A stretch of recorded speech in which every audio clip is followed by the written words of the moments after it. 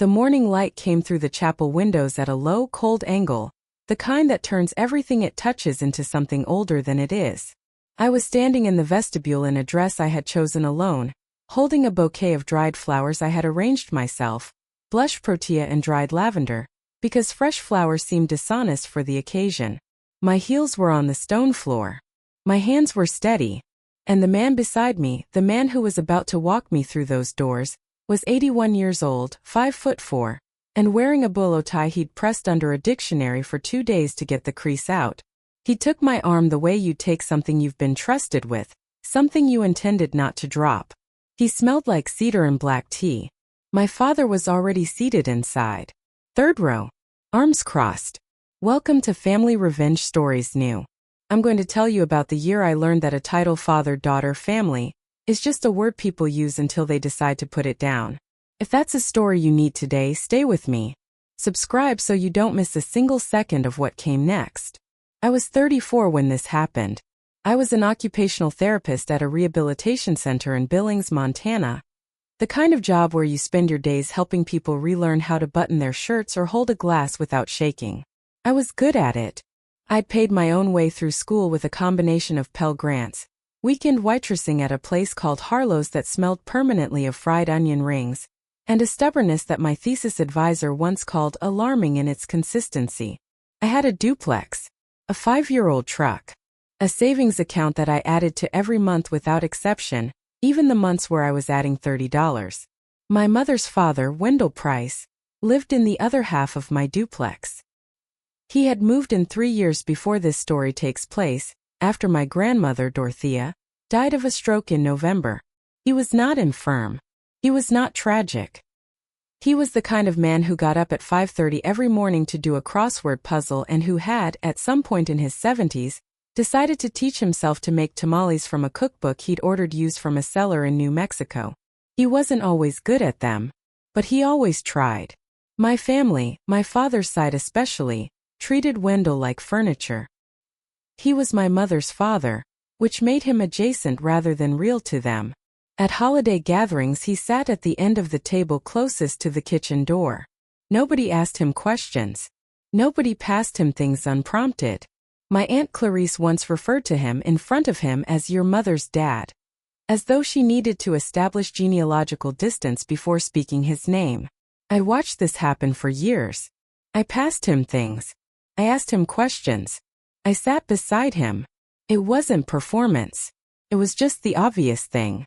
His first spoken line was at Christmas 5 years before the wedding, when I put a second serving of sweet potatoes on his plate without being asked. He looked at me and said, "You're the only one who looks me in the eye." I didn't know yet how much he meant by that. My fiancé, Beckham Sorrell, proposed in February, and by April we had a date, the following September. Beckham was a landscape architect, and he had the particular quality of a person who makes every room feel slightly more arranged than it was before they walked in. His family was fine. His mother, Geraldine, sent cards on birthdays. His father, Roy, shook hands firmly and meant it. Mine were a different situation. My father, Douglas Van, agreed to attend the engagement dinner hosted by his sister, Clarice Bream, in Billings. I knew the conditions before I walked in. I knew them the way you know a weather forecast, not because you want to, but because the evidence is too consistent to ignore. Douglas would be gracious to Beckham's family and remote to mine. Clarice would direct the conversation. And Wendell, who I'd insisted on bringing, would be placed near the kitchen and largely ignored. What I did not expect was that Clarice would seat him at a separate table. Not a kid's table. There were no children. A literal folding card table set up just inside the kitchen doorway. Because, Clarice explained with the smile she used for administrative announcements, we're a little tight on space. We were not tight on space. The dining room seated 12. There were 9 of us. I looked at the card table. I looked at Wendell. He was already sitting down, adjusting his napkin, not making eye contact with anyone. I picked up my plate and my glass and I moved to the card table. Clarice said, "Margot, there's plenty of room." "I know," I said. "I like it over here." Beckham, without a word, followed me. My father watched all of this. His jaw moved once the way it did when he was doing arithmetic about whether something was worth a response. He decided it wasn't. That should have been the warning I acted on. I attended the wedding planning lunches anyway. For Wendell. Because he had said, a few weeks after the engagement, while we were eating his latest attempt at tamales, these ones were actually good, filled with roasted poblano and cheese. I'd like to see you married, Margot. I'd like to sit in the front row. That was his second line.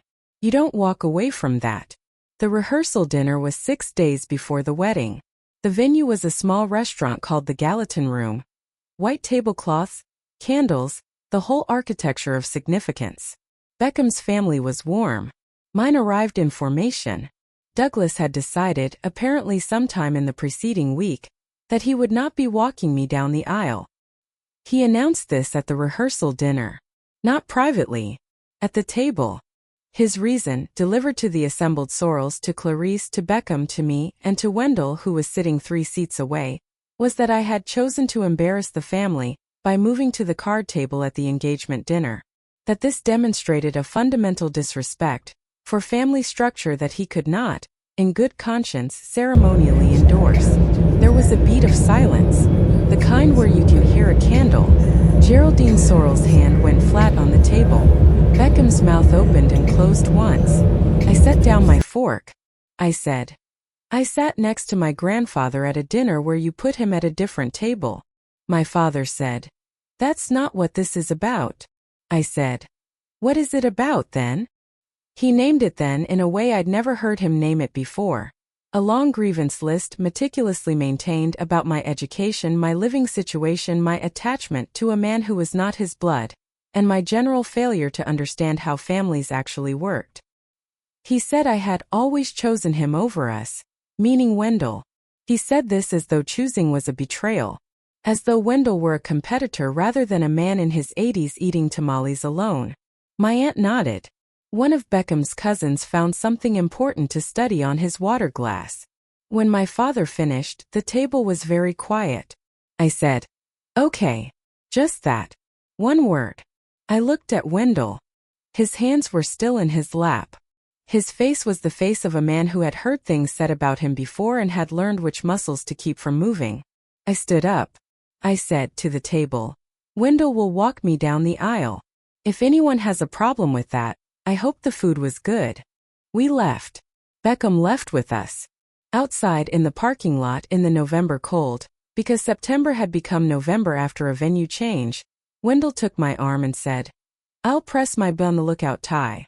That was his third line. I laughed until my eyes stung. We spent the next 6 days in a quiet, specific kind of motion. I had already paid for the wedding, all of it, because Douglas had made noises about contributing and I had learned not to wait on those noises to turn into numbers. $12,000 for $100 spread across a chapel deposit, a caterer named Felicity Drum who specialized in what she called ranch elegant, a photographer, and a string quartet that Beckham had found through a colleague.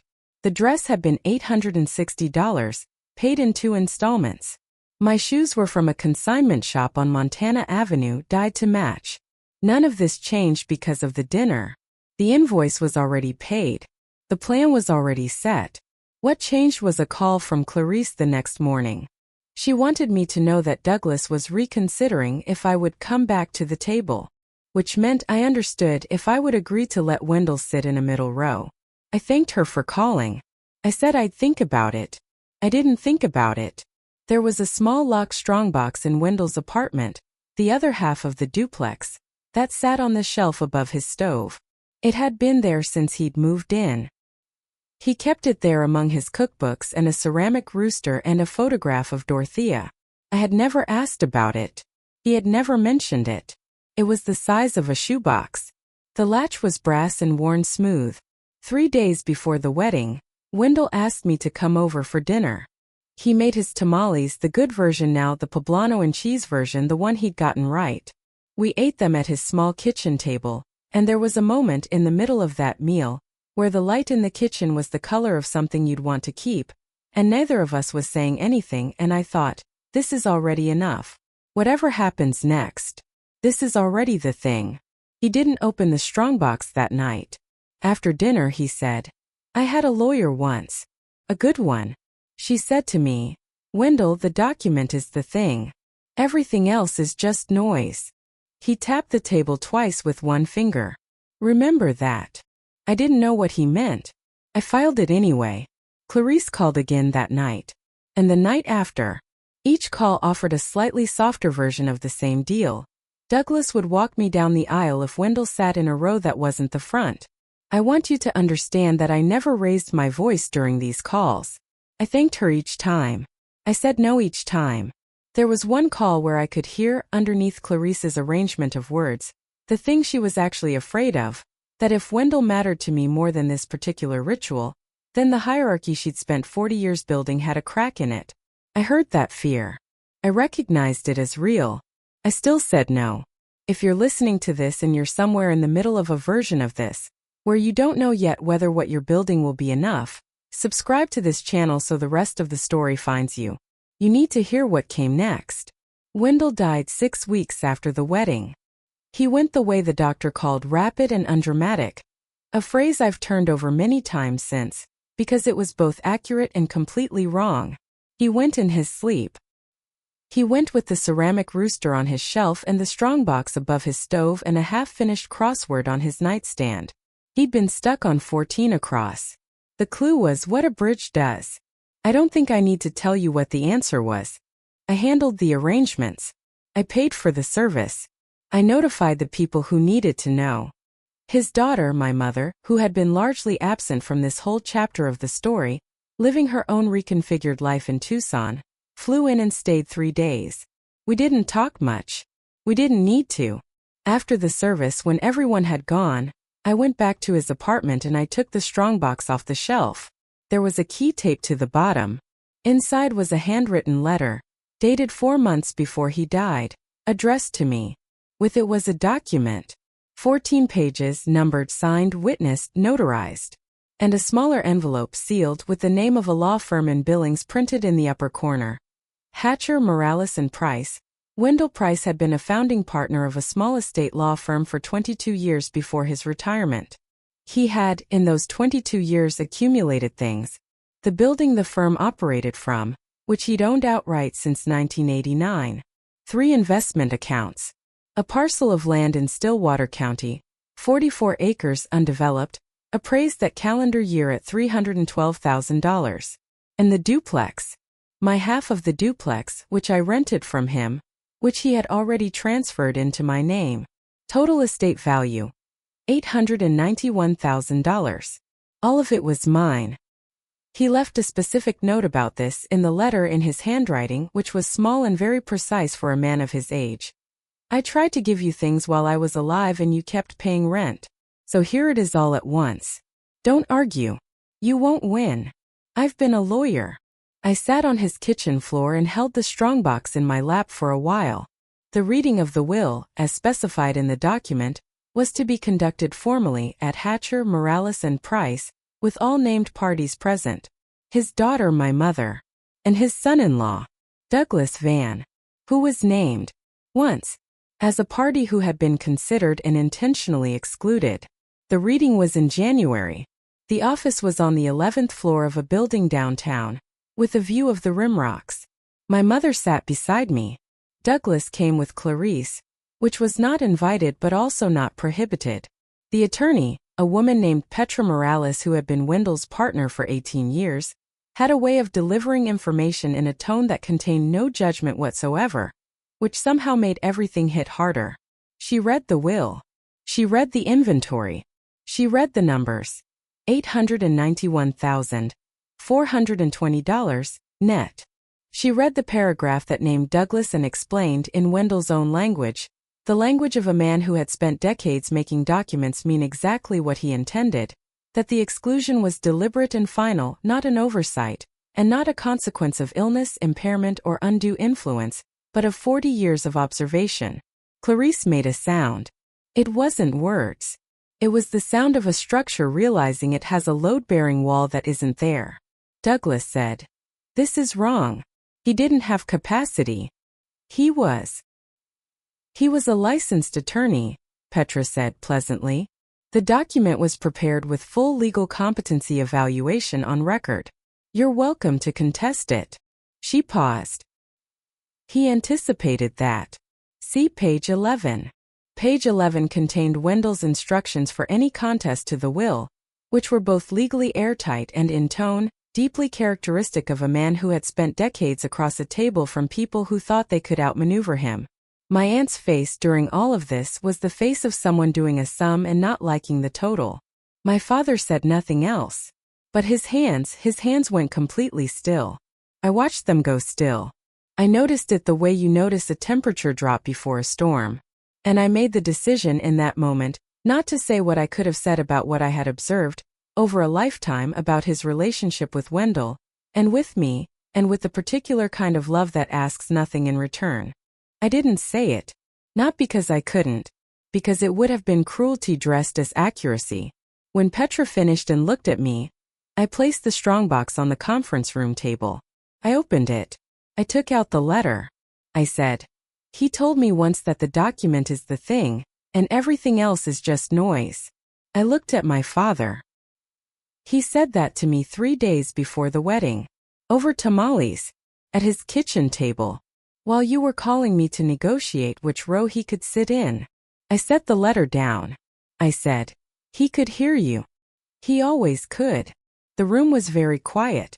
My mother put her hand over mine. Douglas contested the will. He hired an attorney. The contest lasted 4 months and cost him, I was later told, somewhere between $16,000 and $20,000. It went nowhere. Page 11 is a very good page.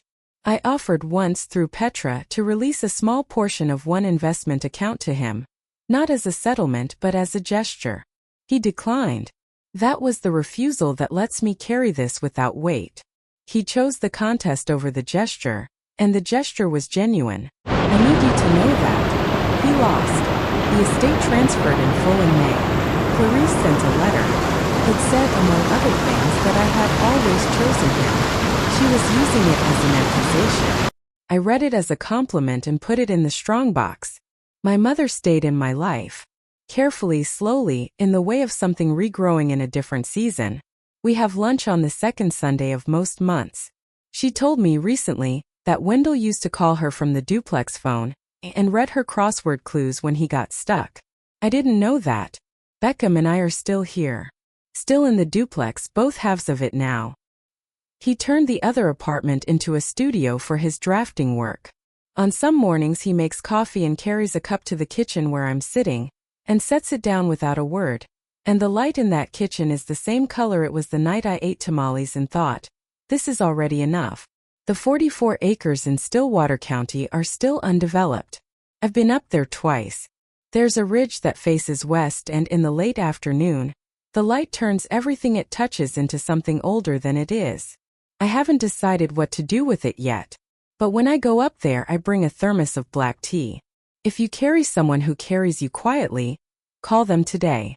Don't wait for a dinner or a document or a ceremony that requires someone's permission. Just call. If this story landed somewhere real in you, share it with someone who needs it. Leave a comment, I read them. Subscribe because there are more of these and they all end the same way, with the person who deserved it getting it. I'll see you in the next one.